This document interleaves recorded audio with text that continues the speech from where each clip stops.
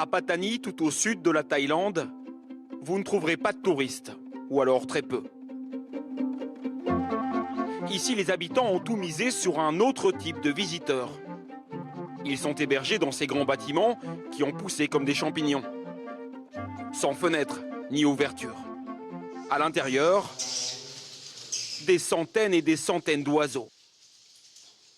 Ils ressemblent à des hirondelles. Il s'agit en fait de martinets, des oiseaux migrateurs. Saoani, ici à gauche, a imaginé et fait construire cet abri géant. Les volatiles y reviennent d'eux-mêmes chaque nuit.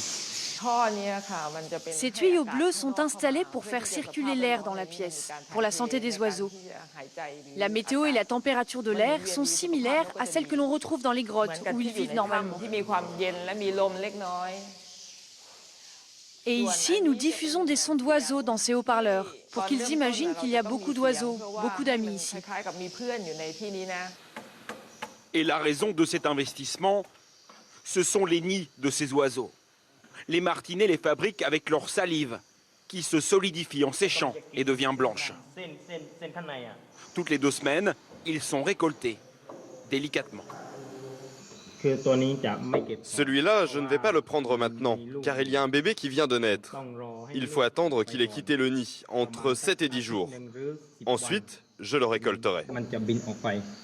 Et s'ils prennent toutes ces précautions, c'est parce qu'ici en Asie, ces nids d'oiseaux sont des produits de luxe, utilisés comme ingrédients dans la haute gastronomie. Le prix de base pour la matière brute, c'est 1 000 € par kilo, c'est-à-dire 10 fois le prix du foie gras. Dans cette salle, des vendeurs de toute la région viennent proposer leurs produits. Les négociations sont tenues secrètes. Il y en a pour des millions d'euros. Les nids partent sur tout le continent asiatique. Première étape, c'est laboratoire. Pour un nettoyage minutieux entièrement à la main, il faut enlever les plumes et le sable. Pour chaque nid, il faut compter 1 heure de travail. Les nids sont manipulés avec le plus grand soin, car une fois nettoyés, leur valeur double. Les plus belles pièces, dont la forme est parfaite, se vendent jusqu'à 5 000 € le kilo. Chaque geste est extrêmement important car ce produit va être consommé, ingéré. Ils vont le cuisiner pendant des heures, c'est de la nourriture. C'est pour cela que ce travail est tellement important.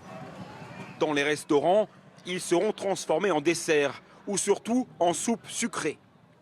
Pour les Chinois, ces nids d'oiseaux auraient de multiples vertus, fortifiants, anti-âge, énergétiques. Ils soigneraient toutes les maladies ou presque. Alors bien sûr, nous avons voulu tester.